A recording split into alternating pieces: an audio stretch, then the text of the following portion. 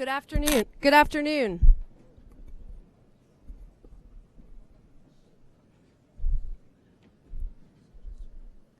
Good afternoon.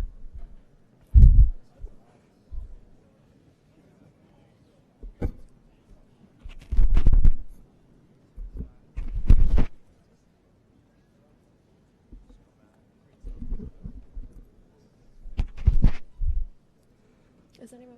Good afternoon.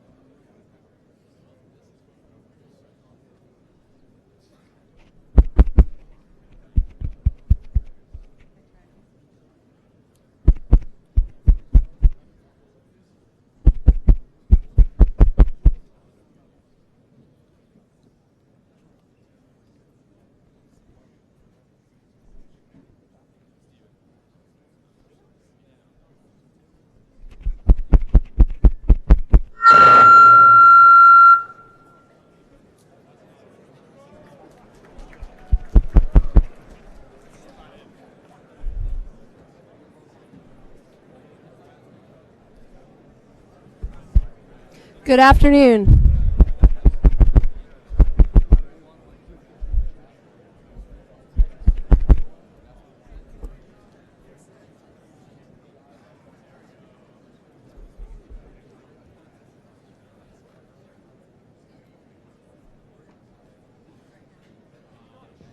Good afternoon.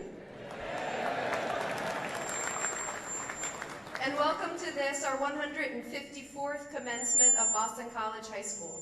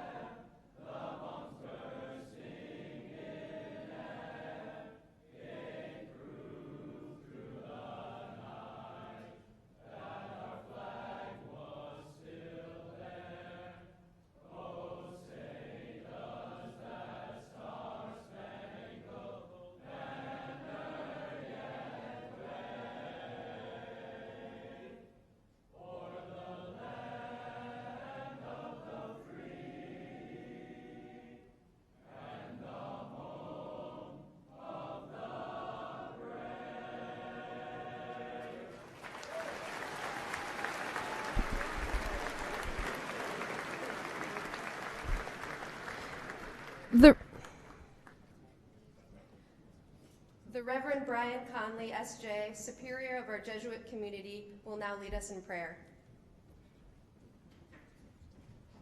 In the name of the Father, and the Son, and of the Holy Spirit. In his first letter to the Corinthians, which we have heard at Mass today, St. Paul reminds us there are different kinds of spiritual gifts, but the same Spirit. There are different forms of service, but the same Lord. There are different workings, but the same God who produces all of them in everyone To each individual, the manifestation of the Spirit is given for some benefit.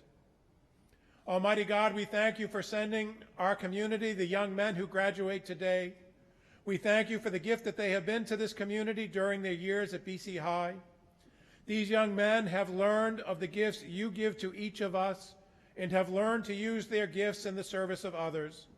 We ask you to send your Spirit upon these graduates as you sent your Spirit on the apostles at Pentecost.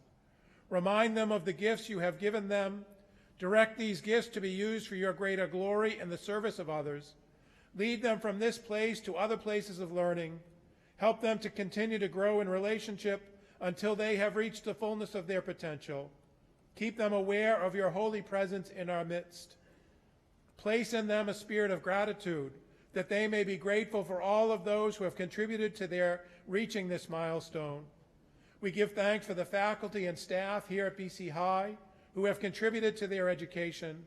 We give thanks for the dedication and service that all of these individuals show each day. We ask you to keep the attention of all those who serve here focused on the school's Catholic and Jesuit mission, and that all the efforts of faculty and staff will be for your greater glory. We thank you for the love of family, for parents and grandparents, brothers and sisters, aunts and uncles and cousins, all those who have loved these graduates. Strengthen this love and sustain it in them.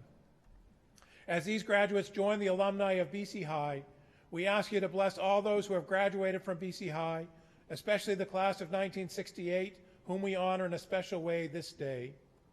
I offer this prayer in the name of your Son, our Lord, Jesus Christ.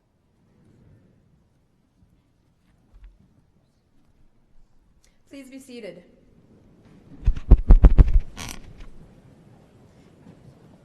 It is my pleasure to introduce to you the members of the BC High Board of Trustees who are with us today. Mr. Gregory Bulger, class of 68, Reverend Brian Conley, SJ, Mr. Paul Donato, class of 95, and Dr. Martin Dunn, class of 53.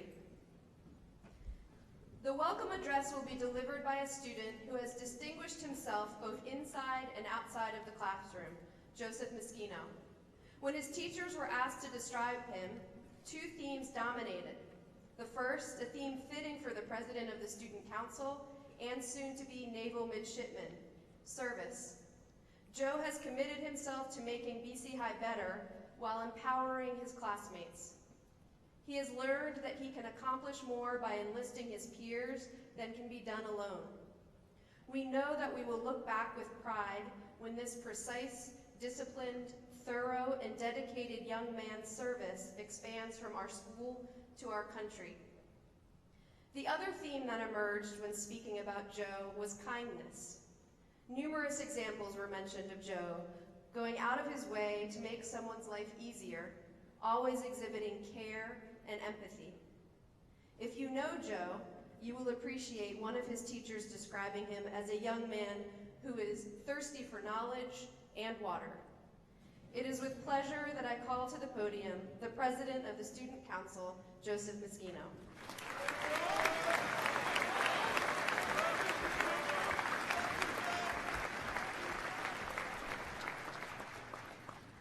Good afternoon, and welcome to the class of 2018's commencement ceremony.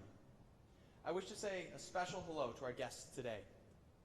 To our parents and guardians, welcome to the culmination of your son's high school education and the result of your hard work, your lessons, and the love you've given us these past 4 years. On behalf of all of my classmates, thank you. To our faculty, staff, teachers, and administrators, welcome to your final product. Welcome to the end of 4 years of teaching us, guiding us, helping us, and jugging us. To our honored Golden Jubilarians, welcome back, and welcome to your legacy. 50 years ago today, you left this school and entered the great wide world. The same world may have changed as time has gone by, but Boston College High School has persisted. The mission and the calling to educate young men has endured. We are thankful for the path you paved and the school you have left behind. And finally, to the class of 2018, Welcome to your graduation. Welcome to your commencement. Welcome to our final assembly as students and to the beginning of the next step of our lives. A few months ago, my English class was tasked with writing an essay that explored the definition of a word. A simple Google search wouldn't be sufficient. We truly had to delve into the meaning of that word and how it relates to the life we live. I spent a long time contemplating what word I would choose. I wanted this essay to be something meaningful. I wished to write about a word that had substance. I chose the word love. When I told a friend of mine, he laughed. Of course, I would be the one who writes about something gushy like love. But I wasn't planning on talking about how to ask a girl out or describe some romantic evening. I wanted to unwrap the love between all people. Love is not just between a married couple, but also between a mother and her son.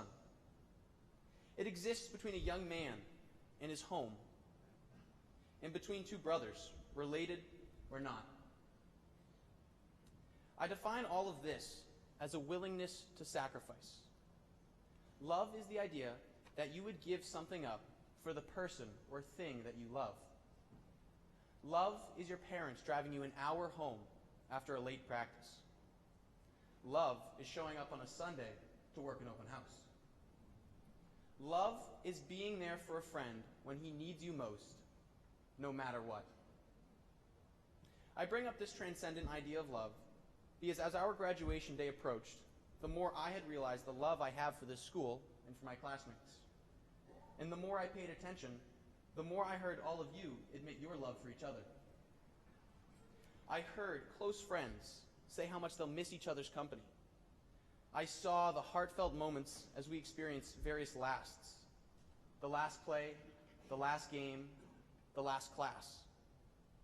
I felt a friend's embrace as a firm handshake seemed quite insufficient. This building has been part of us for almost a quarter of our lives. We have taken hundreds of early train rides. We have suffered plenty of late homework nights. We have scored dozens of goals, baskets, points, and even a hole-in-one, all as a team. We have spent hours in rehearsal, hours programming robots, hours doing service for our community. Every second we spent together, we bonded and became closer, more and more like brothers. When people hear that I'm attending the Naval Academy next year, they always mention the camaraderie formed there is unparalleled. But I disagree. We've achieved that brotherhood here. I want to share one more story of love between brothers before I step away from this podium. Last week, at the end of practice, one of my quieter teammates brought in our group huddle. Instead of our usual Eagles on 3, he shouted, "Eagles on 3, family on 6." For me, that cemented that we were more than a team. As I close, I just want to say, I love this school, and I love each and every one of you. As you enjoy the rest of this beautiful ceremony, look around and smile, because you are with family. Thank you.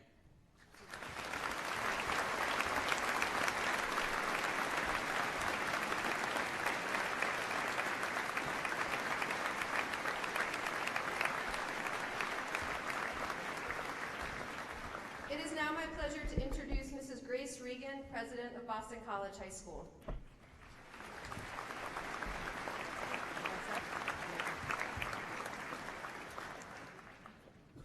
Good afternoon.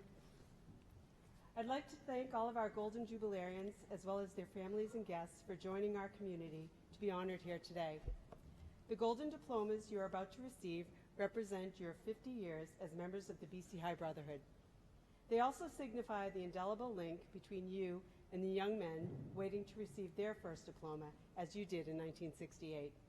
I'm sure you remember feeling, as they do now, a sense of finality, a sense of pride, and perhaps a bit of exhaustion after a hard-fought fight. Welcome to your fellow classmate, trustee, benefactor, Gregory Bulger, who has been a wonderful partner to me through the presidential transition. We celebrated Greg and his commitment to the upgrades of the Bulger Theater this past fall. I also want to acknowledge your classmate, Paul Logan, who has been a colleague and a source of great support as a veteran teacher and a valued member of the community. Your committee has been terrific, and we welcome you back and acknowledge the deacons and Jesuit vocations in your class. So gentlemen, from the class of 2018, let's reset and welcome the class of 68 by saying, God is good. All the time. All the time. Amen. And gentlemen, I'd like to tell you that you share a great deal in common with the graduates sitting before you. Of course, you share the invaluable, unforgettable gift of a BC High education. But within and beyond your educational experience in this school, the classes of 1968 and 2018 are kindred spirits. You both came of age in a time of great change and uncertainty in the world. Despite 50 years separating your classes, many of the questions raised in 1968 still face us in some form today. Technological advancement, political unrest, and a church reevaluating its relationship with the flock and the world are just a few of the issues that your eras share. But to the class of 2018, I would urge you not to fear the future. In the words of Robert Kennedy, whose life was cut short so tragically in June of 1968, all of us might wish at times that we lived in a more tranquil world, but we don't. And if our times are difficult and perplexing, so are they challenging and filled with opportunity. Look in front of you amidst our golden eagles, gentlemen. You will find doctors, lawyers, scientists, and priests. You will see men who have spent their lives using what they learned in these halls to better the world. And you are cut from that same cloth. You are built from that same mold. 1968 was one of the first classes to make use of Walsh Hall, now the Ruppe Division, as a premier science building. Built with $1 million gift from Cardinal Cushing, it was dedicated in 1965 and signaled a boom in the science curriculum. That year, 12 boys began a club to study programming and problem solving on a single IBM computer. In 1966, BC Hyde taught its first biology class, and almost 40 seniors were enrolled in AP chemistry or physics. Members of your class were some of the first to participate in a budding astronomy and rocket club that sent homemade rockets 2,000 feet into the air. You represent a generation of pioneers, and your legacy of pushing boundaries has been dutifully carried on. The class of 2018 has members from a championship robotics team, entrepreneurs seeking patents, designing apps, and coding websites. Our seniors have had the option to take almost a dozen different math and science AP courses. And in Walsh Hall, the proud scientific tradition lives on in the form of our makerspace, a laboratory containing a 3D printer that allows classes to bring experiments of their wildest imagination into being. But a BC High education is not defined by academic excellence alone. Our mission has, and always will be, to form men of competence, conscience, and compassion. The ethical and spiritual framework our students receive transforms them into principled leadership for a changing world. When Father Pedro Ruppe visited BC High in 1966, he was starting to change the way we interacted with the world. After the Second Vatican Council and our church's recommitment to bringing Christ into the contemporary community, the class of 1968 helped establish the Social Apostolate, an extension of our school's strong sodality in the 40s and 50s. As members of the Social Apostolate, you fostered an activity, commitment to community, service, and student body. Whether tutoring middle school students from Columbia Point, leading arts and athletic programs at Emmanuel House in Roxbury, or assisting the Perkins School for the Blind, you set the precedent for being men for others. The work you did with the Social Apostolate laid the foundation for our current day community service program. And I want to provide you with some statistics to show you how our boys have fulfilled your promise to the community all those years ago. Every year, more than 500 of our students participate in a structured community service program, giving over 7,000 hours of service to 60 locations throughout the city of Boston. But because our young men always seek to the magis, I'm proud to tell you that in addition to their required service, several clubs on campus are strongly committed to the community. Our students participate in the St. Louis Project, which provides meals and friendship to Boston's homeless, and the Lazarus Ministry, through which some of the brave young men who sit before you have served as pallbearers for our brothers and sisters who died without anyone to stand with them. And because we have sworn to be leaders in Jesuit education, to advance the mission in every feasible way, The Hyde Center for Global Education now sends students to nearly 20 countries worldwide. They travel to the European countries like Ireland and Italy, as well as Asian countries, including India and China. But perhaps most importantly, they journey to several developing companies throughout South America and Africa. On these trips, the boys gain cultural immersion by serving the local community. I was blessed to be a part of one of these trips to Belize earlier this month, and I can tell you there is nothing quite like watching these young men realize their role in the life as the hands of Christ.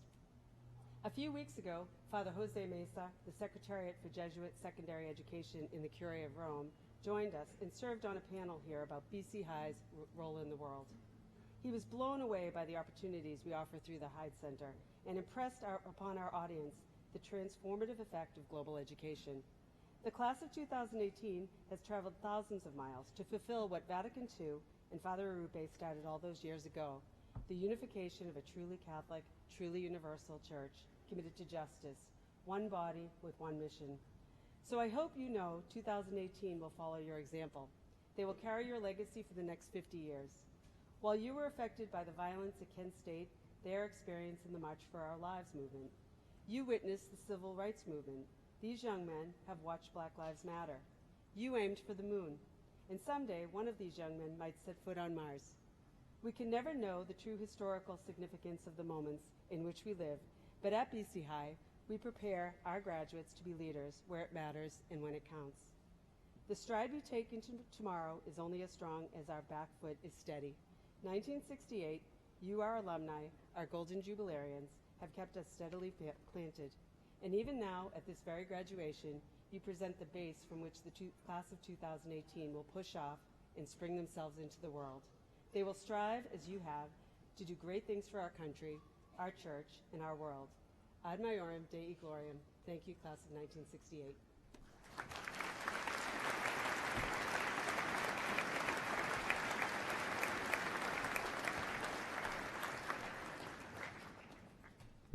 Mrs. Regan will now present the Golden Jubilarian diplomas. Assisting her will be Reverend Brian Conley, S.J., Chairman of the Board of Trustees.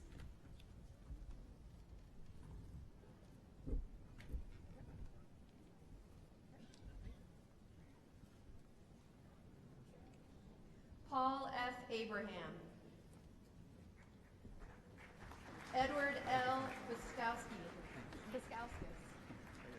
Charles F. Bell, Jr. Gregory E. Bulger. Richard M. Burns. Leon K. Calitri. Gregory M. Casey. Kevin J. Kavanaugh. Gerard F. Collins. James P. Collins, III. Thomas J. Connolly. William J. Connolly. William K. Connors. Daniel F. Coughlin. John J. Daly, III. Paul A. Delory. John P. Durbin. Robert A. Devereaux. Francis A. Doyle. Richard F. Fahey. E. Fritz Friedman. Gregory F. Glennon. Robert J. Glynn. James C. Hessian. William H. Irving. John P. Joyce. William J. Keene, Jr. James M. Lopper. Lawrence G. Lavery.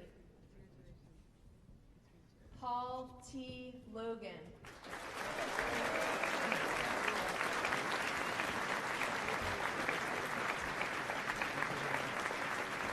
Michael A. Lojek. Thomas F. Lynch. William R. McKenzie, Gerald A. McDonough, John W. McLaughlin, Richard L. Mucci, Michael P. O'Brien, Thomas B. O'Rourke, Lawrence M. Palladino, Gerard P. Roach, Edward A. Shaughnessy, Joseph R. Shea, Michael A. Spatola, David J. Vitale, and the Reverend Edward J. Vidascalis, Society of Jesus. Frank T. Ward, Joseph C. Westfield.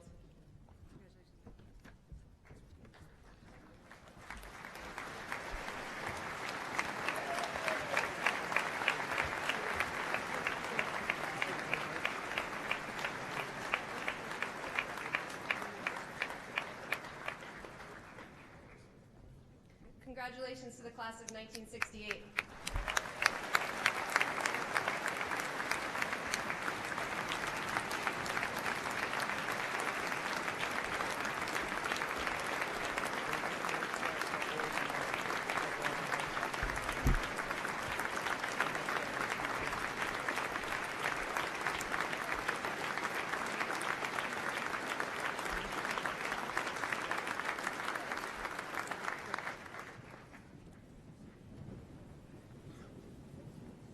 We are grateful to have our commencement speaker, Michael White, join us today. When he sat in his white tuxedo in 1970, he was known as one of the star orators of his class. He was a 4-year honor man, a vital part of the debating society, and a noted member of the National Honor Society. It is no surprise that he has met with success in the world after crossing this graduation stage. His love of Greek that he discovered on Morrissey Boulevard in Brian Dunaher's classroom was translated into a love of English and Russian, which he studied at Boston College. He then completed his master's in international relations at Johns Hopkins University. He served as leader in many roles and on many continents at PepsiCo International during the course of his career. He also was the chair, president, and chief executive officer of DirecTV until his retirement a few years ago. When you Google Mike White later, you will be impressed by what you find. He's an impressive man. Yet what makes Mike White special to BC High is not just what you'll find there. What you won't see online are the insights he has about leadership.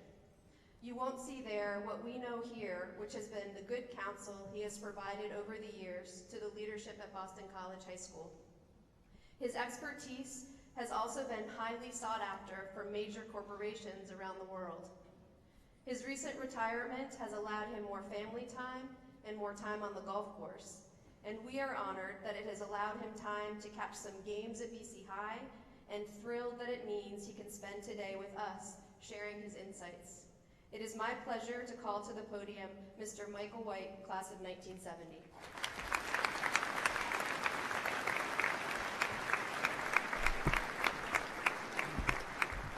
Thanks, everybody. Father Conley, President Regan, Principal Hughes, members of the Board of Trustees, Golden Jubilarians from the class of 1968, distinguished faculty, but most importantly, you graduates of the class of 2018, and especially your families and friends. You know, it's a terrific honor for me to be here with you today. I'm told that the class of 2018 is one of the strongest BCI has had in many years, both academically and athletically. So while your diploma may not actually include the term rock star, it probably should. I'm also humbled and aware that previous commencement speakers have included luminaries such as a marathon bombing hero, a legendary college hockey coach, renowned generals, and a Pulitzer Prize winning journalist. All, I might add, BC High alums. So I wondered, what in the world did President Reagan want an expert on satellite television for here today? I recognize most of you millennials probably don't know what paid television is, but I'm guessing she might have needed some help figuring out her bill. I'm not sure. You know, my dad, BC High class 1945, was a wonderful man. He always said to me that the single greatest gift he could give his sons was a BC High education.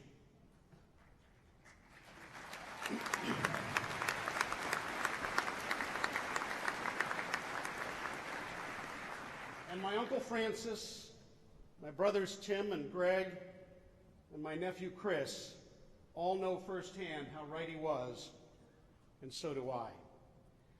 So in that spirit, let me start by asking all of you proud graduates to please stand and thank the people that gave you this truly incredible gift, your wonderful parents, and the terrific BC High faculty and staff.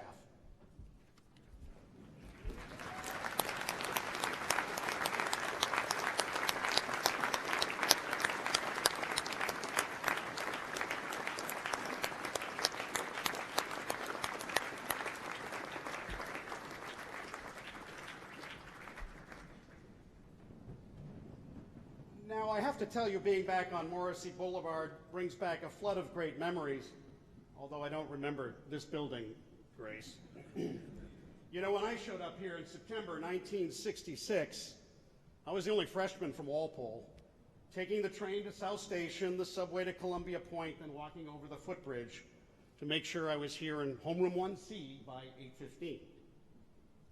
Other things I recall vividly: selling ice cream in the cafeteria to make a bit of lunch money, being a proud member of Brian Donaher's Homeric Academy, perhaps most especially 4 years on the debate team with a terrific partner, Steve Fix, and even serving Jug a time or two. But I promise, I didn't come here just to reminisce. What I really want to do is talk about 3 of the most important things I've learned in life, all of which had their roots here at BC High. They're lessons involving how you go about approaching life's opportunities and challenges, and most importantly, how you deal with people. All right, only 3, guys. 1, view the world broadly. 2, never stop learning. And 3, not surprisingly, continue to be a person for others. Now, I know I cribbed the last one from St. Ignatius, and I hope he'll forgive me. First, view the world broadly. In my mind, this is all about perspective.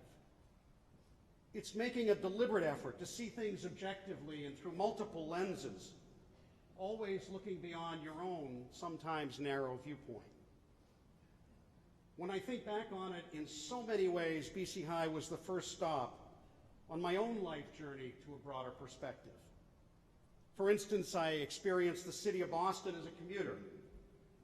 I learned a bit about St. Ignatius and Jesuit values. I got to read Homer's Odyssey in Greek. And I even came to learn a few things about English grammar, I think mostly from my Latin teacher. But then there was that single most important and most memorable lesson on perspective. Now think back, it's fall of freshman year, 1966, early September. I don't know what you'd heard about Jesuit discipline, and maybe it's a little different today, but I was in my class with Mr. Flanagan, S.J., English class. After twice calling out a student for fooling around in class, I think it was Mr. Lawando, Mr. Flanagan became clearly irate when it happened a third time. He went up and grabbed the boy by the collar, dragged him out into the hall. We're all sitting in our class looking at each other. Next thing we hear is banging on the lockers, and Mr. Flanagan shouting to the kid, "Go to the boys' room and wipe the blood off your face." Well, strangely, when Mr. Flanagan returned to class, he told us to write about what had just happened. Later, he collected the papers and we reviewed them. And each of the short papers was a little different, but for some reason, notably, no one mentioned anything about blood. And there was no criticism of the teacher. But as it all turned out, we'd been duped. Mr. Flanagan had orchestrated the whole thing with a very specific purpose in mind: to teach us to withhold judgment and to be better, more objective observers before we draw conclusions. He helped us realize that things aren't always as they seem, and we all have unconscious blind spots and biases. Now, another aspect of perspective in my mind is that you have to walk in the other person's shoes to see and understand the world as they see it. When I was CEO of PepsiCo International, that meant frequently getting out of the office and into the real world. It meant walking the streets of a South African township, visiting consumers at home in New Delhi, India, or even in Moscow, trying to understand how they lived, what was different about their lives, how they eat and drink, and especially snack, and how and where they shop. And all along the way, making sure to ask lots of questions and, most importantly, listening intently.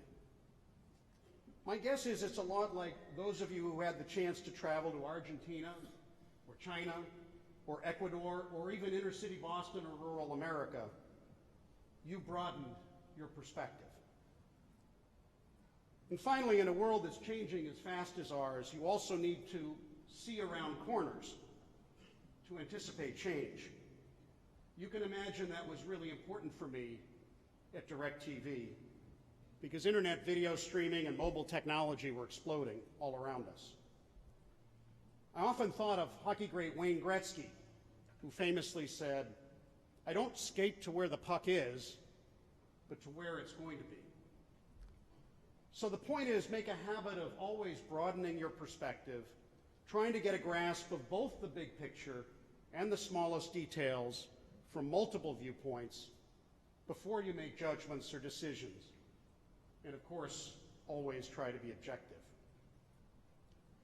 Now, that second great lesson I learned is to never stop learning. Today is a huge milestone for each of you graduating from BC High, and you should be very proud. BC High taught me, and I'm sure you, actually how to study and how to learn.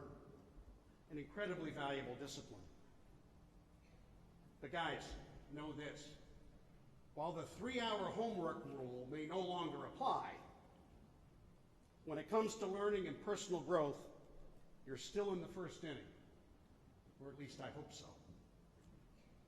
If I look back on my life, tragically, too many kids I knew grew up and somehow peaked in 9th grade or 12th grade. Somehow or other, they just stopped learning and growing. Because you see, lifelong learning will not happen on its own. You have to actively seek, cultivate, and nurture it. And that starts with being open and curious. For me, it helped that I was a voracious reader and was fascinated by other cultures. It started actually with learning Russian here at BC High, and then having a chance to visit the Soviet Union as a college exchange student in 1973. And that continued in my career with my extensive international business travel. But it also meant learning about the importance of relationships and learning good people skills. And I always tried to make a point of stopping and reflecting a bit on what I've learned. The long international plane rides were great for that. I don't know, maybe driverless cars will be too, I'm not sure. But I should add that lifelong learning isn't always fun or even voluntary. Sometimes it comes from one's most painful experiences. And for me, that happened 7 years to the month after sitting where you are today. That happened to be when my dad died from liver cancer at the age of 50. Now, the BC High Jesuits made their way to Walpole to attend the wake and come celebrate his funeral.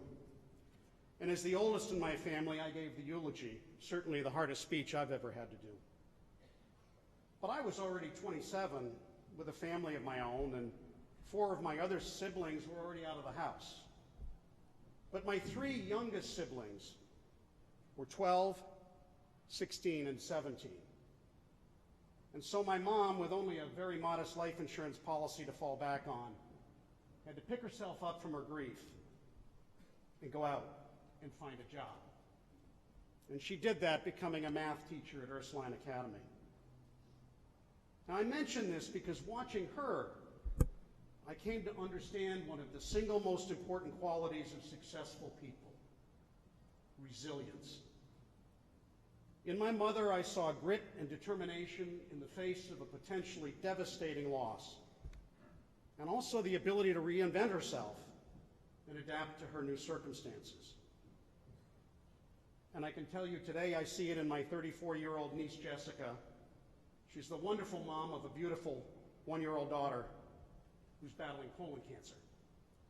But she's a fighter with incredible courage and strength, like her mom and my mom, and I know she's going to win her battle. Because that's what resilience is: never quitting and consciously adapting to change and carrying on with dignity. Now, you guys saw a much happier form of that just 2 months ago in the Super 8 hockey finals. And as Coach Flaherty said, you bet, I was watching streaming, guys. As Coach Flaherty said about BC High's amazing come-from-behind last-minute championship win, quote, "This is just another phase in your life where you learn that you don't quit." The character in that room is unbelievable, unquote. You see, Coach Flaherty knows character is the real source of resilience. And I know character is in the DNA of every one of you graduates of BC High. So finally, let me touch on that third lesson: continuing to be a person for others. Now, no doubt, as we heard from President Regan, you all have done this admirably at BC High through your great service work for those less fortunate. But as you go through life, I'd like you to think about how to extend the concept beyond charity and philanthropy, although they're really important. For some, like my classmates, Mike McGonigal, Norm Walsh, and John Lynch, being a person for others means using their wisdom and their experience to teach and mentor fellow BC High students. And I think you'd agree what they do is truly remarkable. But whatever your occupation in life is, first, remember to be a person for others when it comes to those closest to you, your family and your friends, and never take them for granted. You know, when I was CEO of PepsiCo International, I was traveling all over the world. But wherever I was, when it was Sunday morning in Walpole, I called my mom. And as much as it meant to me, I think it meant even more to her. And by the way, texts and Facebook and Instagram, they're all great, but they don't replace a human voice, much less a handwritten thank you note.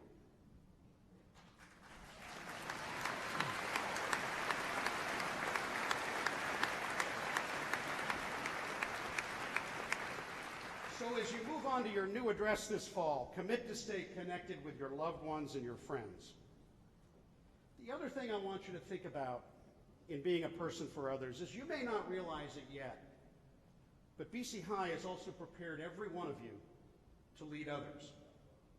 And therein, I think, lies a great opportunity and responsibility.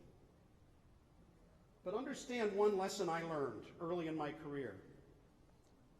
Others will not follow you just because you're a math whiz, a great athlete, or maybe speak 3 languages. I learned early on that people don't really care what you know until they know you care. I was reminded of that when I appeared on the CBS reality TV show Undercover Boss. It was a rare chance to connect personally and deeply with the men and women on the front line of my company, DirecTV. I got a chance to see up front how hard they worked every day and committed they were to serving our customers. And honestly, their life stories blew me away. I think it helped me realize the importance of connecting with, respecting, and valuing every employee across the company. Because whatever your job, in whatever company, we're all human beings seeking the same thing: to be happy and healthy and provide a good life for our families. And it brought to mind something my dad once told me. Michael, never forget, in the end, everyone puts their pants on one leg at a time. The best bosses I had in business taught me to have empathy and respect for the front line, to get to know my teammates personally, and to try to create a positive environment that inspired hope and optimism and encouraged trust. As I now look back, reflecting on my career, it was certainly the teams I built, the people I coached, and the success we achieved together that's what was most meaningful to me, not the financial results. But before I close, when it comes to being my personal role model of a person for others and values-based leader, one individual I was privileged to meet and get to know as a friend always comes to mind. He happened to be the closing speaker at a one-week leadership development program that I put together and ran for nearly 15 years at both PepsiCo and DirecTV. And his name is Paul Russo-Sabagina. Paul's not a big CEO or fancy consultant. He's from Rwanda, a small landlocked country in East Central Africa. Some of you might recall that in the 1990s it was the site of bloody ethnic strife between two tribes, the Hutus and the Tutsis. It left close to 1 million dead over 2 months, most by machete. Paul told us about growing up in Rwanda and how, as a simple hotel manager in the war-torn capital of Kigali, he risked his own life to protect and help evacuate more than 1,000 innocent refugees of both tribes from murderous militias. Now, Paul had seen things none of us could imagine, but he always talked about calmly consulting what he called his trusted advisor, which was his conscience, and leveraging his little black book, which was his network of friends and acquaintances. It was a very powerful story of the triumph of human dignity over hate and genocide, but it was an incredible example of a man who lived and led by values. To me, Paul is truly a man for others, and I'm certain St. Ignatius would agree. And I'm thrilled that several BC High students will get to visit St. Ignatius High School in Rwanda next year through the Hyde Center. They'll have a chance to see firsthand the amazing process of reconciliation. But since you won't be able to make the trip, I highly recommend you just watch the movie Hotel Rwanda, or perhaps read Paul's autobiography, No Ordinary Man. It's an easy read, and you'll see what I mean. So that's it. 3 things. View the world broadly, never stop learning, and most importantly, continue to be a person for others. 3 of the most important lessons I've learned in life. I hope they're as useful to you as they've been to me. Let me just close by saying that BC High has given each of you a great academic foundation, rock-solid values, and a rich network of friends and alumni. Now, class of 2018, it's your turn to go light the world on fire. I know you'll go far, and I wish you all the very best. Thanks.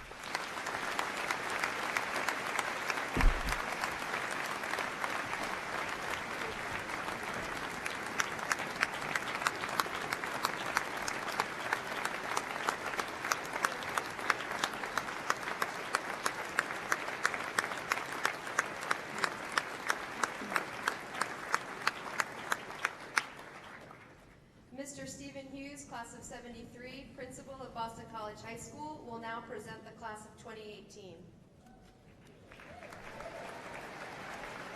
Put this underneath. Thank you. That whole pages while holding a microphone beyond my coordination.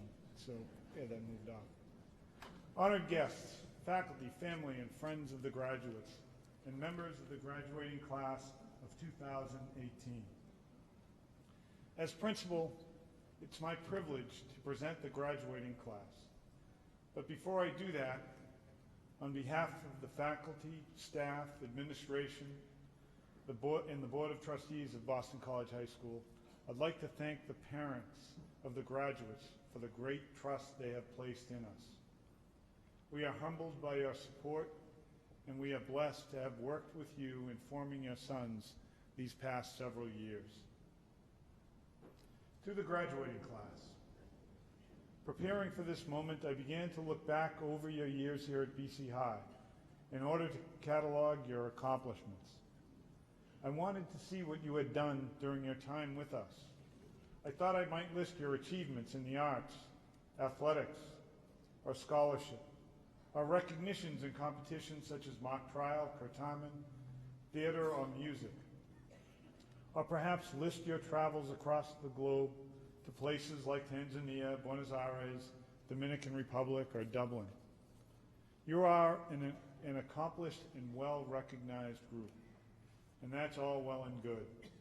But after your years at BC High, you know that recognitions and awards are merely a context, an assumption perhaps, but not an end in themselves. You've been taught to pursue excellence not because of the rewards that come with achievement, but because in doing so, you give greater glory to God, ad majorem Dei gloriam. So rather than list your recognitions and awards or review what you have done, let me review what you have become, what you will continue to become, the graduate at graduation.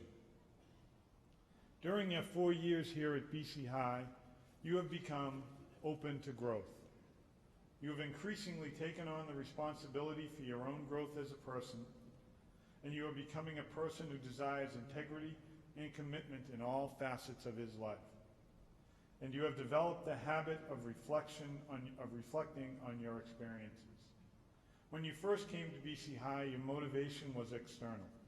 You did things because you wanted to please someone or because you wanted to avoid punishment. As you leave BC High, your motivations have become internal. Growth, change, forming and reforming yourself has become habit.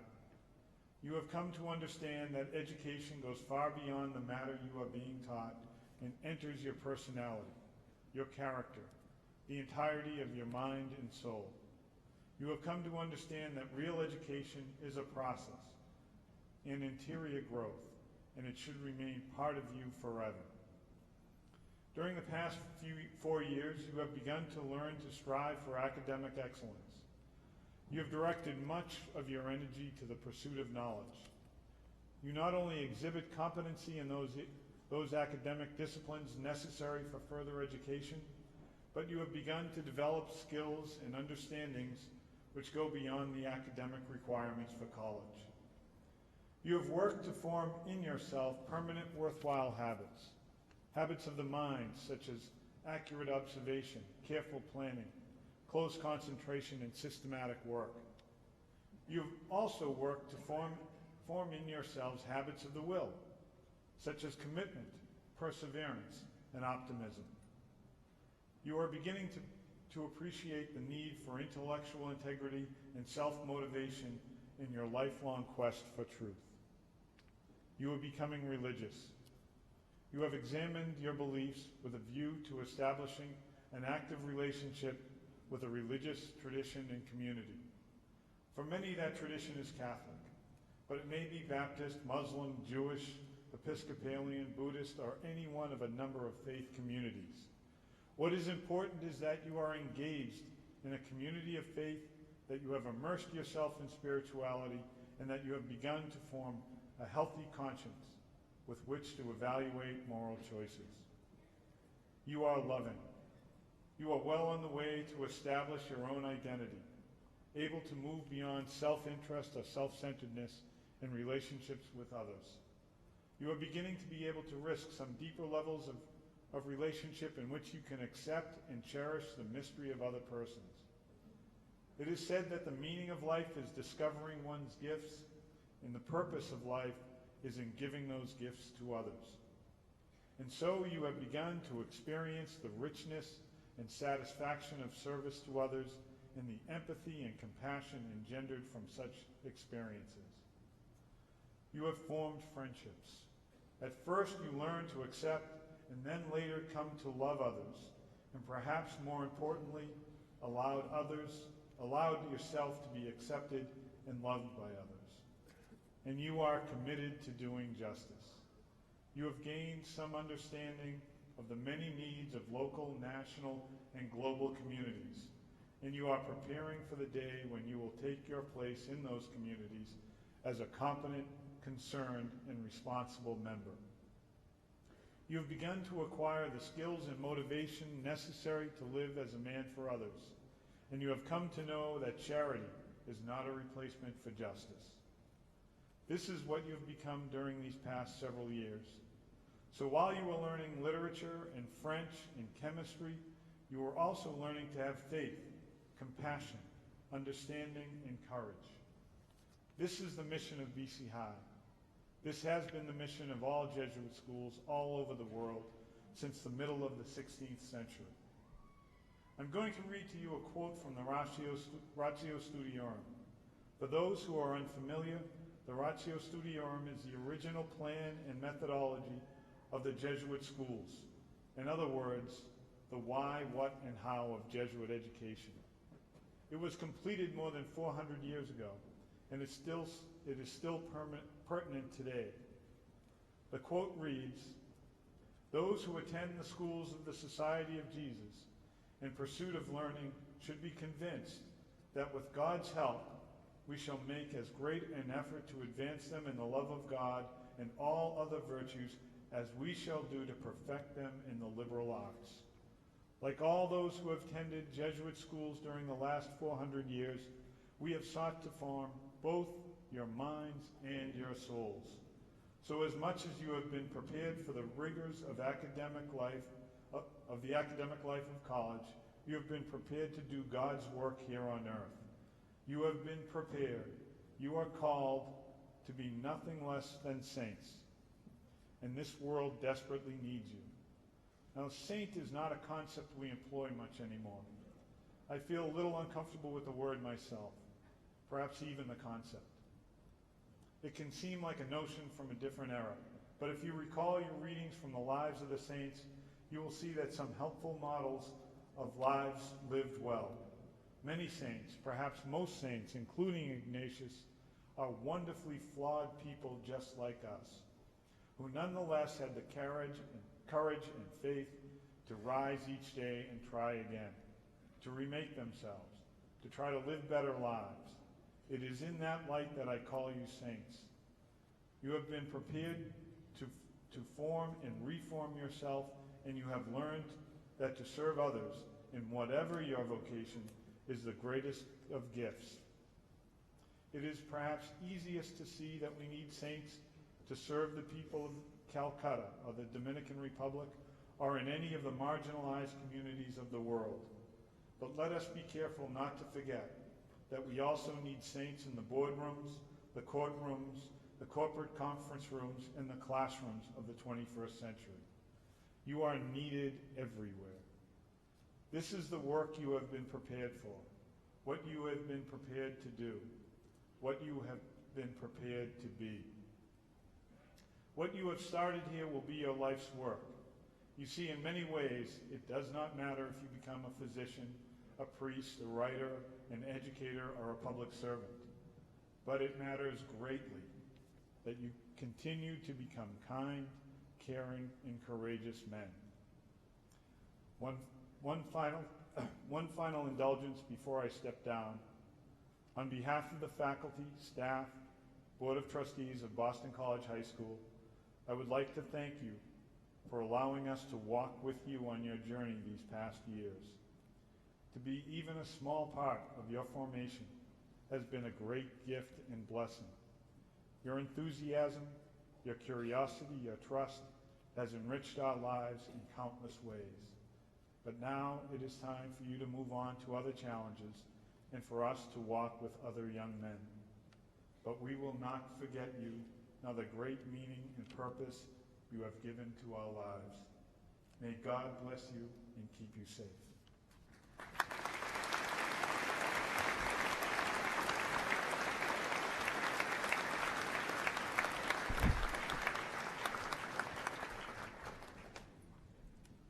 I will now call the roll of the class of 2018 for the conferral of diplomas. Parents and friends, we welcome you to come forward to take a picture of your graduate as he makes his way across the stage. But we ask that you wait to come forward until you see him lined up in front of the bleachers. That will give you plenty of time to make it to the front and not block the view of the other guests. Thank you. And please hold your applause until the end so that all names may be heard. Assisting Mr. Hughes in presenting the diplomas will be Mrs. Grace Regan, Reverend Brian Conley, S.J., and our commencement speaker, Mr. Michael White, class of 70.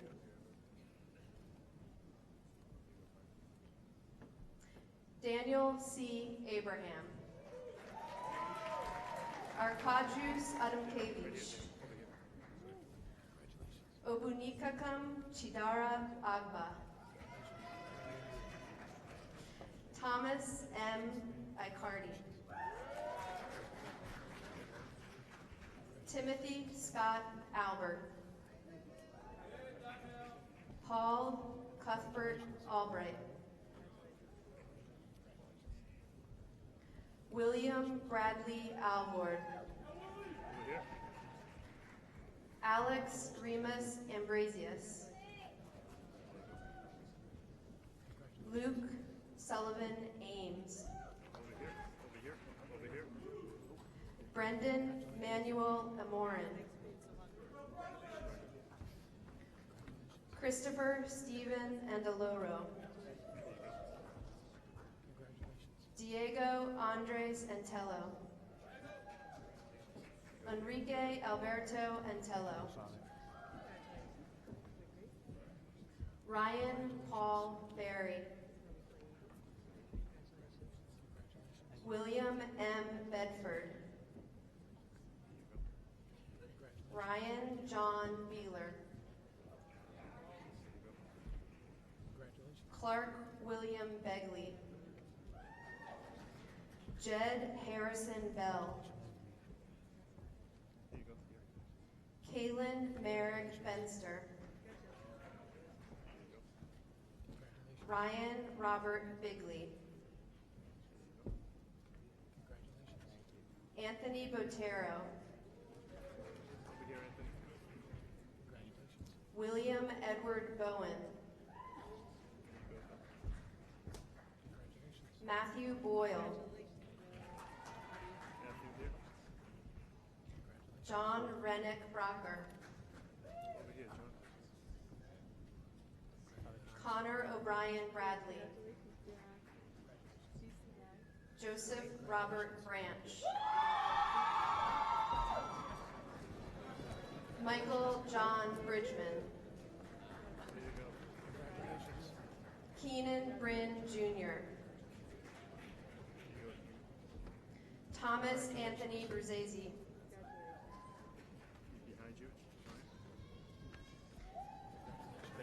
John G. Bowman Jr.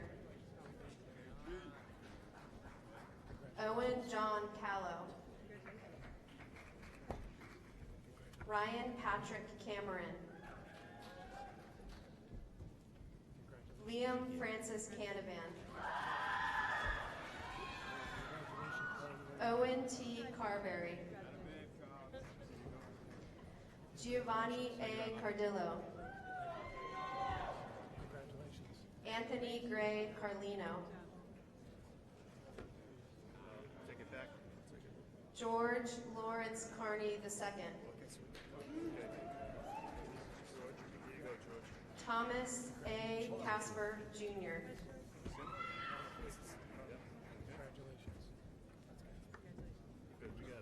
Zach Stephen Catarius. Jacob Tyler Cantanella. Christian Dumier Catania. James Michael Caulfield.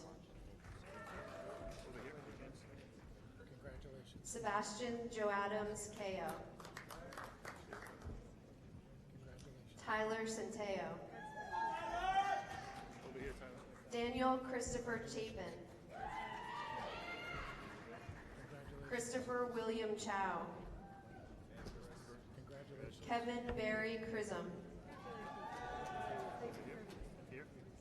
Dennis Patrick Hogan. Brendan John Cole. Hugh Lawrence Cole. Dennis Robert Kalari. James Lewis Conley III. Finn Patrick Cooley. Theodore True Cooper. Anthony John Cosentino. Matthew Joseph Coughlin. Paul George Cunningham. Ryan Joseph Kuzo.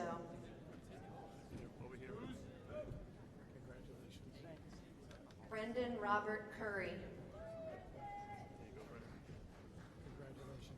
Drew Anthony Curtin.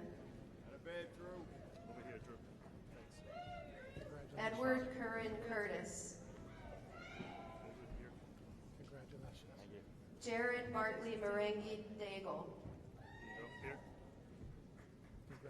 Matthew Connor Davis. Declan P. Deasy. Michael Thomas DeFeo. Carlo Richard DeMaria.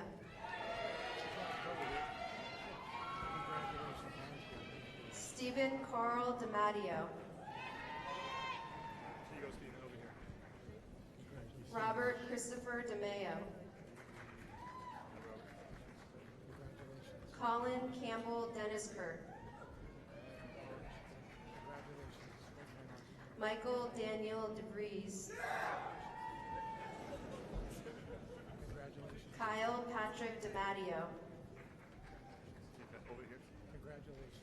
Kunchuk R. Dignan. Jared Junho DiPietrio. Leon A. Justberg. Max Anders J. Justberg. Nicholas Moore Dodge. Mark Joseph Doherty. Zachary Edward Doherty. Thomas James Dolan Jr. Matthew Robert Donahue. Michael M. Donius. Jake Michael Donovan. Seamus Xavier Donovan. Francis X. Dooley.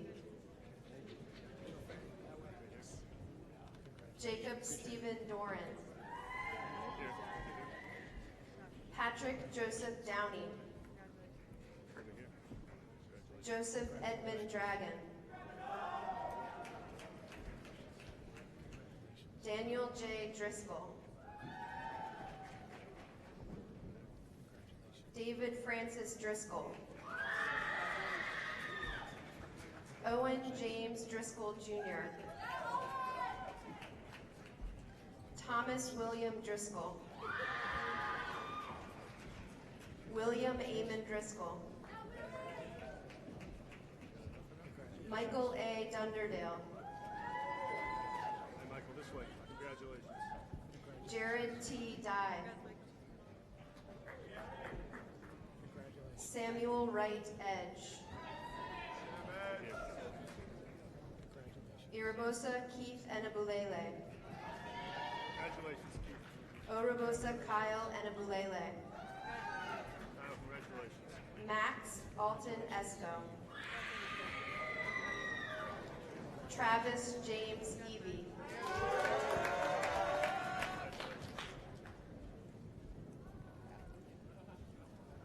Nicholas Carter Fay. Jason Patrick Farmer. Matthew Mark Favaza. John Arthur Fee. Nicholas Sean Feen. Just wait. Lucas Pyers Fidalgo. Focus over here. John Joseph Fitzpatrick. This way. Nicholas George Flaherty. Jeffrey Paul Ford. Quinn Robert Foreman. Michael Patrick Gannon. John D. Garrity. Right here. Tyler Samuel Gomes. Daniel Patrick Gordon. Congratulations, Dan. Over here. Thomas Robert Grandin. Michael Brendan Grant. Grant Averill Gravelisi. Dante Xavier Green. Hey, that's it. Michael James Green. Over here. Stephen William Guaragna. Over here. Adam Choate Guard. Dear Adam. Patrick Flynn Gunning. Patrick over here. George Assad Heichel Jr. Christopher Tamer Hajar. Yeah. Congratulations, right here. David Cameron Hale. David, right there. He's got it over here. Joaquin D. Halls. Here you go. Here. Robert Neal Hanwell. Here. Sean Patrick Healy. Right here. Sean Matthew Keelan. There you go. Jackson Butler Hine. Right here. Here. Joseph David Henry. This one yours? Congratulations. Malcolm Kingston Herbert. He'll get it for you. Hang on 1 second. Mancom Ho. Robert Charles Holden. Nathan T. Hope. There you go, Nathan. Way over here. Cole Reed Howard. Keep going, Cole. Trevor Thomas Hu. Over here. Joseph Wafan. Congratulations, Joseph. Owen Roberts Hunt. Zachary Lewis Jacques. Yeah, there you go. Thomas Francis Jacklich. Bergeron Jean. There you go. Fidji Jean-Pierre. Hey, Fidji, congratulations. Over here. Savion Trevor Jones. Congratulations, Edward. Stefan Shabar Jones. Congratulations, Steph. Thomas Ignatius Joyce. Congratulations, Steph. Datu Kalori. There you go. Congratulations. Nolan Brady Carney. There you go. Congratulations. Brian Patrick Keegan. Jack Francis Kelly. Hey, Jack, bring it up. Jonathan A. Kelly. Congratulations, Jonathan. Over here. Timothy Joseph Kelly. Congratulations. Come here. Stephen James Kent. William Dennis Cohane. Joseph Patrick Kester. Maximilian Francois Courier. James Patrick Krumzik. Joseph A. Kuliza. Dennis Michael McCourt. Milton Andrew Lanza. Kevin Daniel Larkin. Maxwell R. Laza. Andrew John Lindsay. Robert Perry Lester. Jeremias Emmanuel Fernandez Lima. Kyle J. Locke. Joshua A. Long. Manuel Jr. Lopez Benitez. Mark Jameson Lugas. Ryan Major Lynch. Timothy Joseph Lynch IV. John Philip McDonald. Ryan Roman McKinnon. Cade Liam McNeil.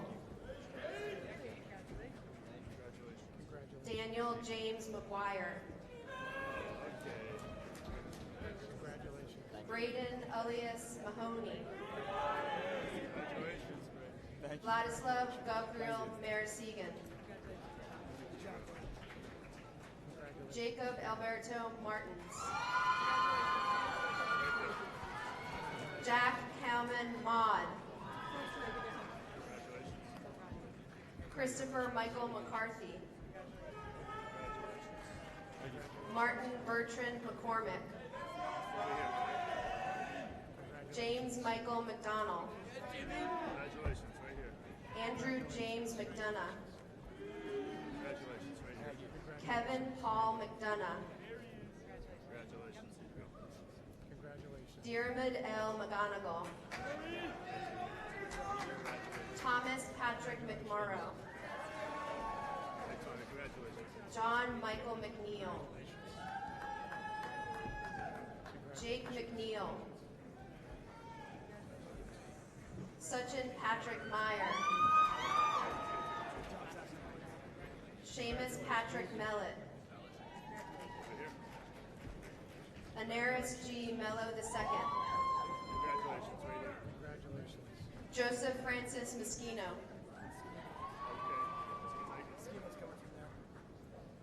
Elijah Miranda. Felipe Montoya.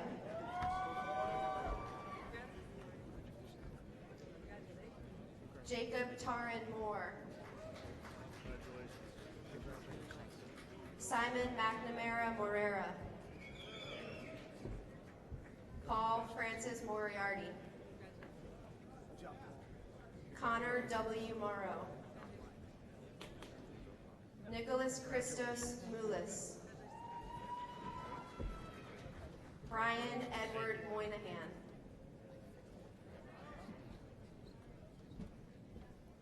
Joseph Brendan Moynihan. Aiden Donald Mulvoy. Dylan Eduardo Murphy. John Douglas Murphy. Luke D. Murphy. Maxwell T. Murphy. Andrew Robert Murray. Jack H. Murray. David G. Nagel IV. Matthew Andres Nagy. John Peter Nahill II. Declan Francis Nelson.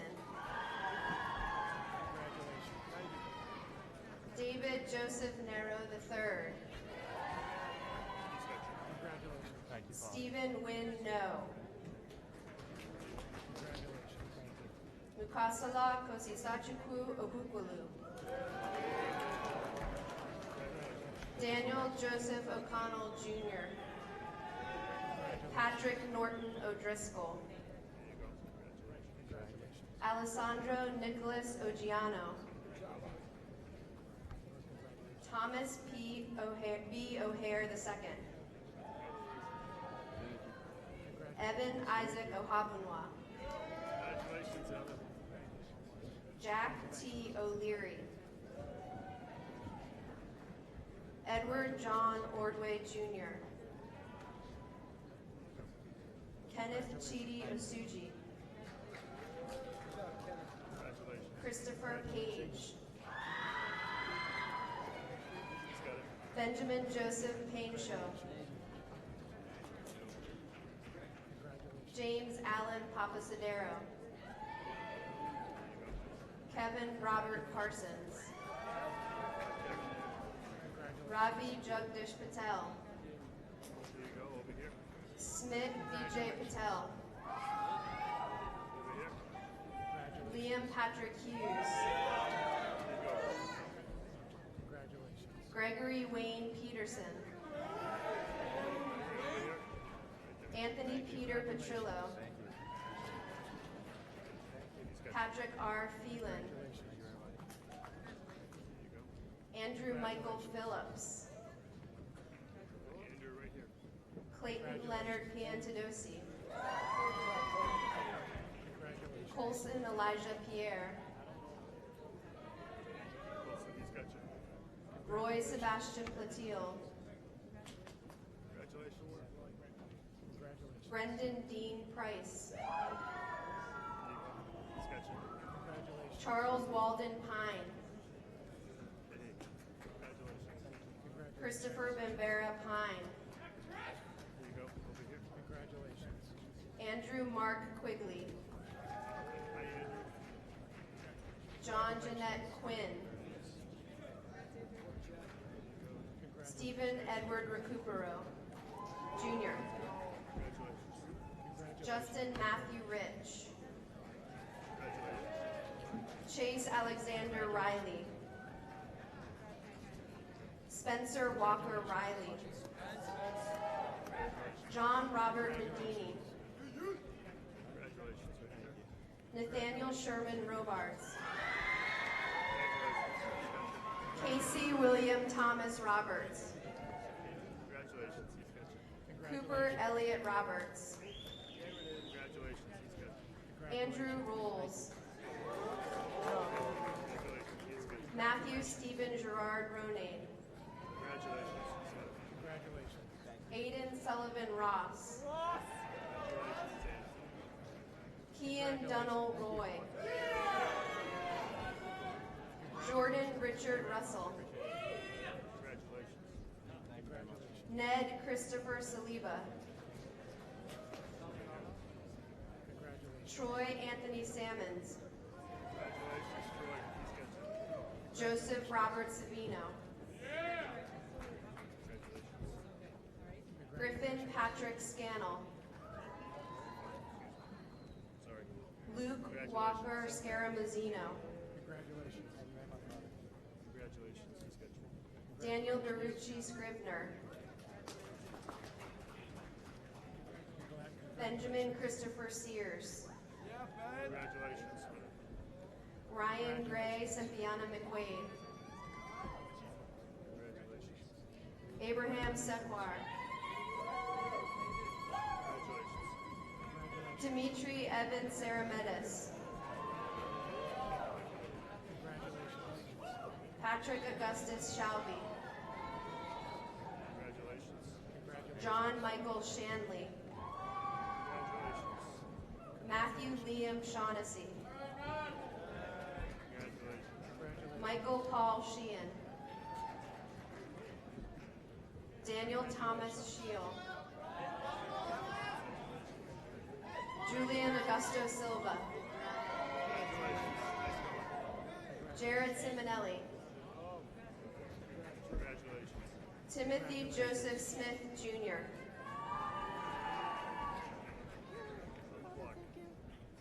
Abel T. Solomon. Tomas Francis Summer. Joseph John Stafford III. Ian Arthur Stearns. Nathaniel Emmett Stewart. Michael S. Staka. There you go. Slow down. Hunter James Stiles Ryan.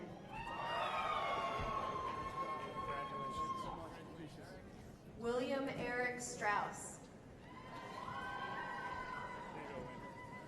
Justin T. Sullivan. Matthew Brooks Sullivan. Sean Joseph Sullivan, Jr. Thomas Joseph Sullivan. Luca Duffy Swinford.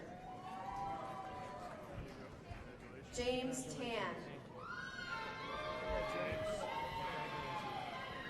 Nathaniel David Tasha. Oh, thank you. Sten Burton Chawangwan. Josiah Alivo Teixeira. Owen Connor Thomas. Matthew Keith Thompson, Jr.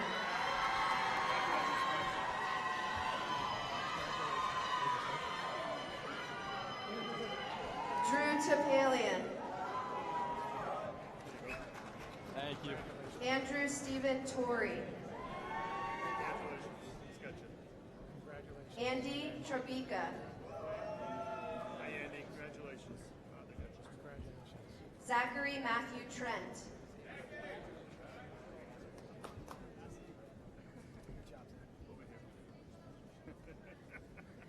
Joseph Maxim Urkovic. Congratulations. Mark Brugelis Vaccaro.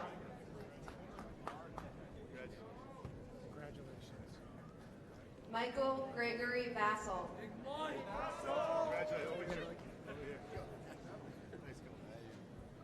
John Kevin Vaughn. Congratulations. Thank you very much. Jude Max Verdu. Over here, too. Peter James Virtue. There you go. Cullen James Walsh. Eamon James Walsh. Congratulations. Mark James Walsh. Congratulations. Michael Colin Whalen. Congratulations. Nicholas Stephen White. Cole Alexander Willett. Matthew Giovanni Williams. Congratulations. Right here. Daniel A. Williamson. Michael John Wilson. Hey, Michael, right here. Pierce A. Winter. Here's congratulations. Maverick Luke Woods. Naeem Wolford. James Timothy Wynn. Alex J. Yoon.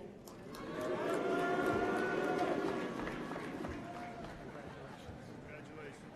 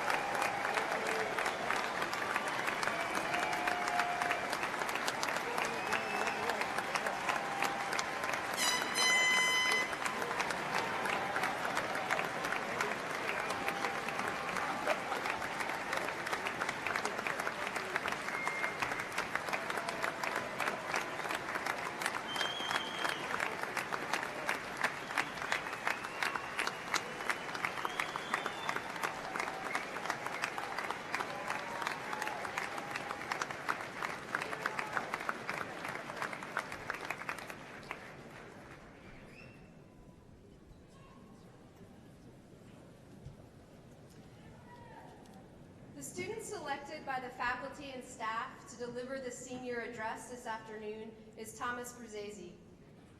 Each teacher who is asked to comment on Tommy referred to the way he thinks or his quest for understanding.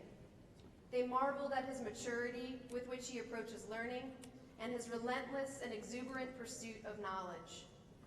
At the same time, they noted that Tommy always strives to understand the perspective of his peers and his teachers. Outside of the classroom, Tommy has been a tireless champion for issues of justice within the walls of BC High. He celebrates each person's uniqueness and sees it as a privilege to discover their gifts. He celebrates the joy of creating art, brainstorming ideas, coming up with new theories, and turning ideas into action. His deep commitment to marginalized groups, his charismatic leadership, his energy and pizzazz, and his systematic follow-through all work together to bring about real change. This young man, who possesses both a sense of pop culture and historic culture, is very deserving of the privilege of addressing you here today. It is with pleasure that I present to you Tommy Bruzzese.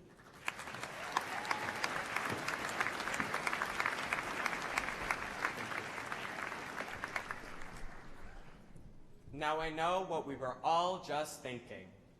Thank God there's another graduation speaker.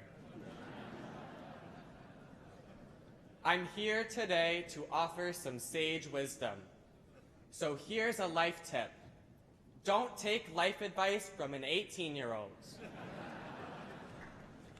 I do have one credential though.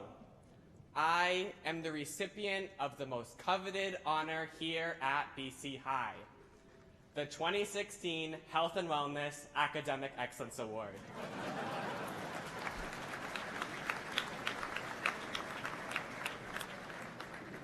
Welcome everyone to our graduation ceremony. I truly hope you all understand how incredibly welcome you are here. Thank you to our diligent BC High faculty, our proud alumni, our Golden Jubilarian graduates, to President Regan, who is celebrating her first BC High graduation today as president,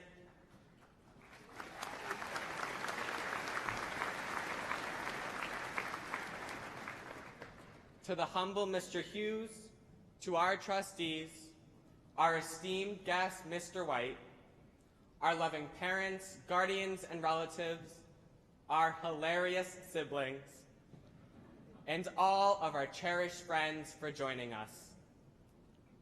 High school has been glorious and emotional. I'm honored to be able to commemorate our experience. For 4 years, we have roasted at BC High Messages on Twitter together and collectively wondered how the Arupe kids constantly get smaller and smaller. I've joked about my fear of never graduating high school for 4 years, so now I have to find some new material. Today is about exalting the good times. And I'd also offer today is about exploring our fears.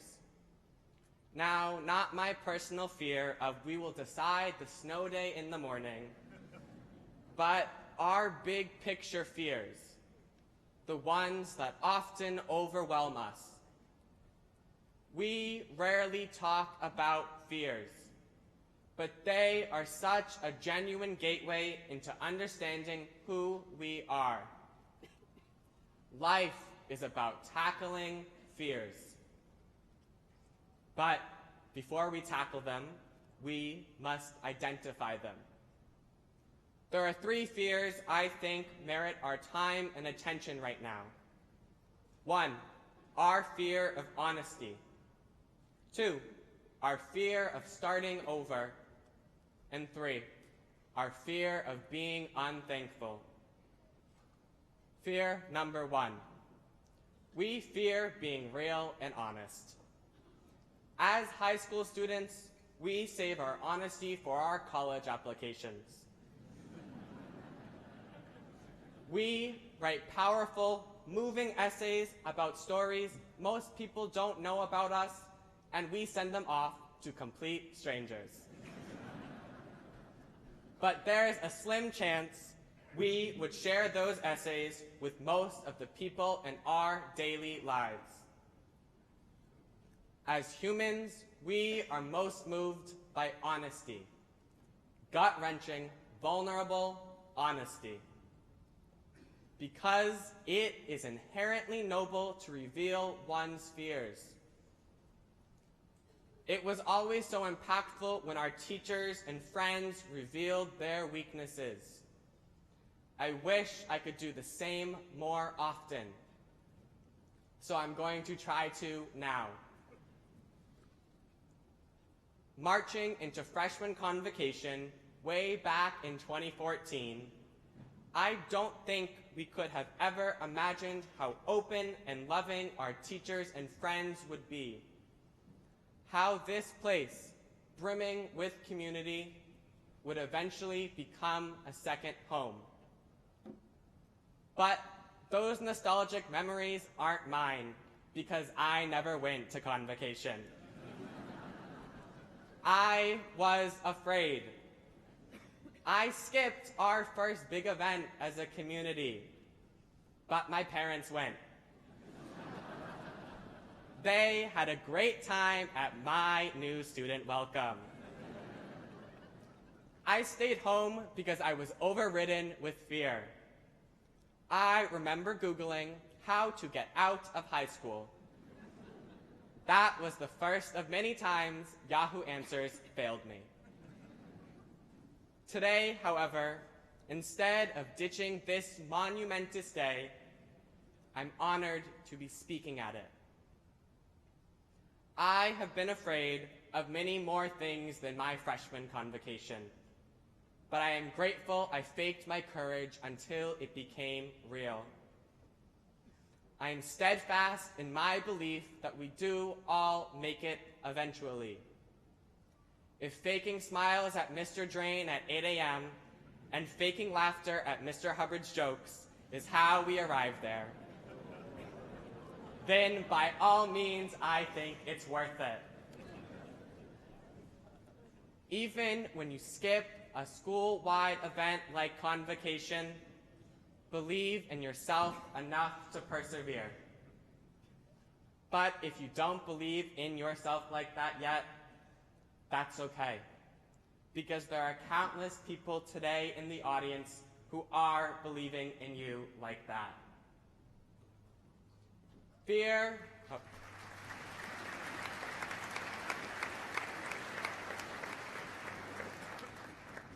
Fear number 2. As we start over, we fear not knowing what to place value in. My high school experience has been neatly defined by 3 temporary goals: get a good GPA, receive good test scores, and matriculate to a good college. Those goals have run their course. It is jarring to prioritize such specific metrics for years and then to one day realize you achieved them. I am in a time of reckoning. We all are. Since the day we set foot on this campus, we have been igniting it with our achievements. From the tireless afternoons practicing on the ice, to the nights writing drafts of a now New York Times published article. From the time in this very gym practicing for basketball, rowing, track, and wrestling, to the times we came together and cheered each other on in the stands, on the sidelines, or on the stage, we have accomplished a lot as a class. We have been shaped by the small memories too, like making the librarian's office a student apartment, or Mr. Brooks thinking the Great Books Room is open to underclassmen. But just like Senior Week, that only exists in imagination.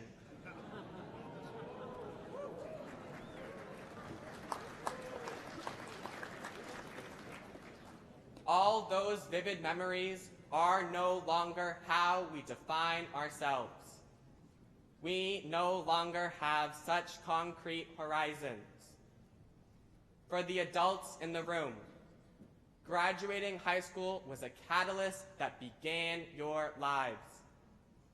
You have the privilege to view your high school experience in context to the many other proud years you have lived.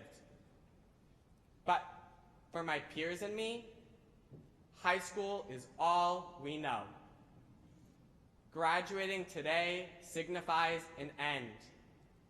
We are teenagers and we don't know what comes next. I worry about the same fear I had coming into BC High, a fear of the dreaded unknown. At freshman orientation, which, yes, I did attend, even though I had to be dragged in by my loving parents, I encountered many moments of uncertainty, unable to find friends in the overflowing cafeteria. I wish I could tell my former self that I have belonged here this whole time. As we move forward with our lives, we will face similar doubts about the unknown. But we have reinvented ourselves many times before. Who's to say we can't do it again? Fear number 3. We fear not being vocal about our gratitude. We have been guided and uplifted by so many incredible people. We fear being unable to aptly say thank you. But I want to give it a try, and I encourage you all to do the same. Thank you to our brilliant teachers, to the loving faculty in campus ministry, to the legendary Miss Cups, to our driven guidance counselors, Miss Hayes and Miss Griswold, you have been my most staunch supporters. Thank you.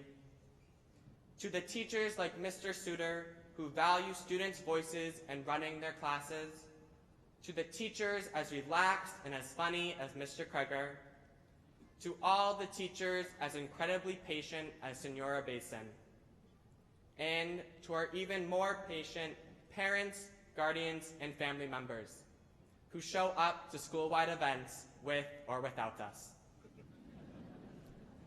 Every graduate could form a long list of different names to thank and a long list of reasons why.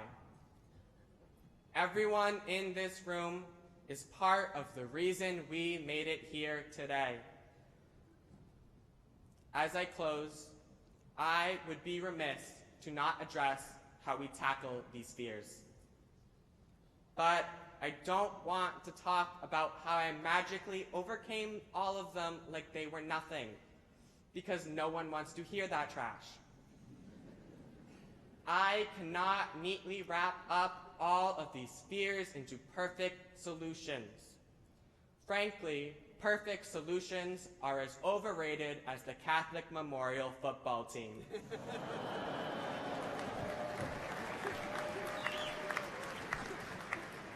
Life is messy. Fears are messy. Our solutions ought to be messy as well. Life is about finding the fears worth working on.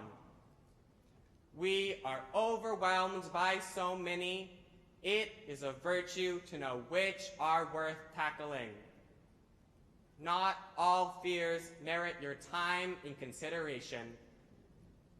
But we all have a few fears that are holding us back. Find them and conquer them. To the class of 2018, I think we all had that fear we wouldn't actually graduate. So congratulations to us.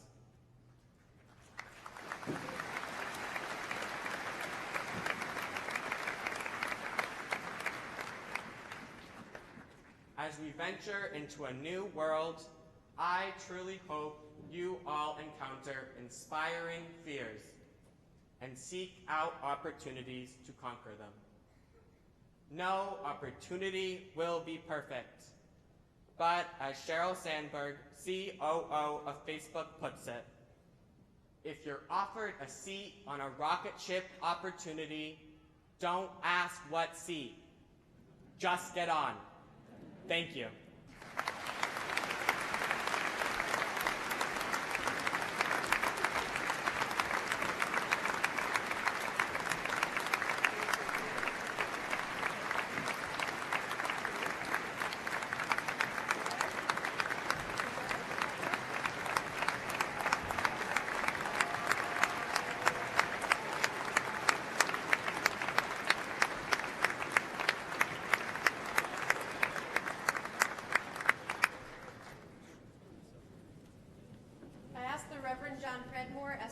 Chaplain to the faculty, staff, and alum, to send our graduates forward with a benediction. Please stand.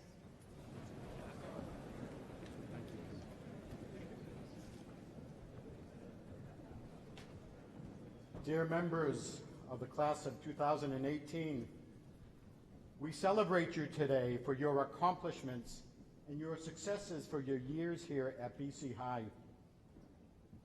We are delighted that you have shared this part of your life with us. You have been very generous, and St. Ignatius of Loyola often wrote that generosity of heart is the primary characteristic of a believer. As a class, you have generously contributed your heart to the spirit of care, to the spirit of community, to the spirit of faith, and the spirit of participation at BC High. And you have also shaped us to become a better institution that responds to challenges by doing what is difficult but right, and to treat each person with dignity. Thank you for helping us to become a better school and to be more faithful to the Jesuit mission, which is Christ's very own mission. You have helped us to strive for the Magis, which is a deepening of friendship with Christ and a deepening of our commitment to save souls. As you know very well, we are far from perfect, but you have helped us face our challenges directly in a caring and collegial way, making us become more compassionate in our care for you in our cura personalis. We are proud of you, we will miss you, and we promise to pray for you.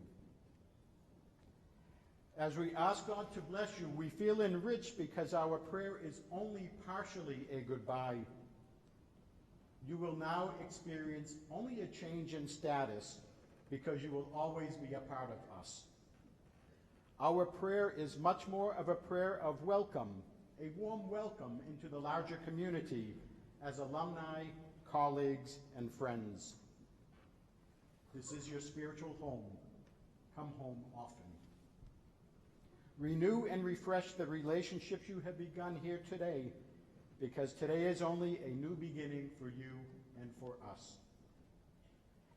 And so I now ask our class of 1968, our Golden Jubilarians, to join me in this prayer of blessing for the class of 2018.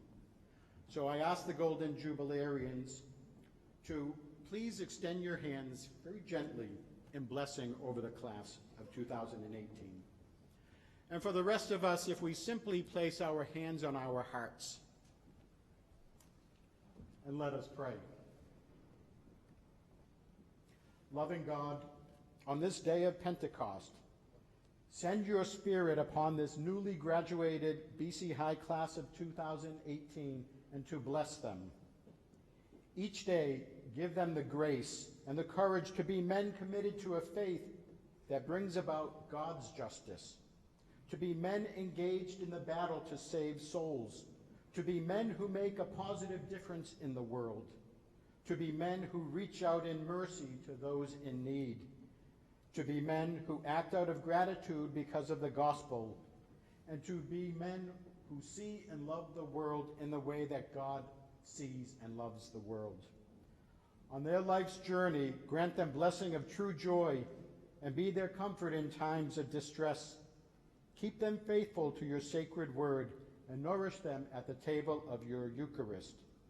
Let them be a thanksgiving to all who come into their life, and may they grow in health, holiness, and happiness as members formed by the Society of Jesus and the BC Hyde community.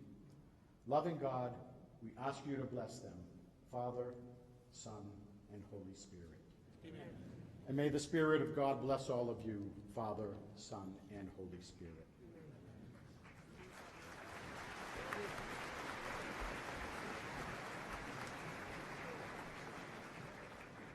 Just a couple of announcements before we conclude today's ceremony. Graduates will congregate on the front lawn following this ceremony. And Golden Jubilarians, please remain seated, and you will be invited to the bleachers for a class picture once the 2018 graduates have processed out. There will be a reception for the Golden Jubilarians and faculty in the Cadogan Atrium at the conclusion of the ceremony. Please remain in your places until the academic procession has left the pavilion. The 154th commencement of Boston College High School is now concluded. Good luck and Godspeed to all of you from all of us.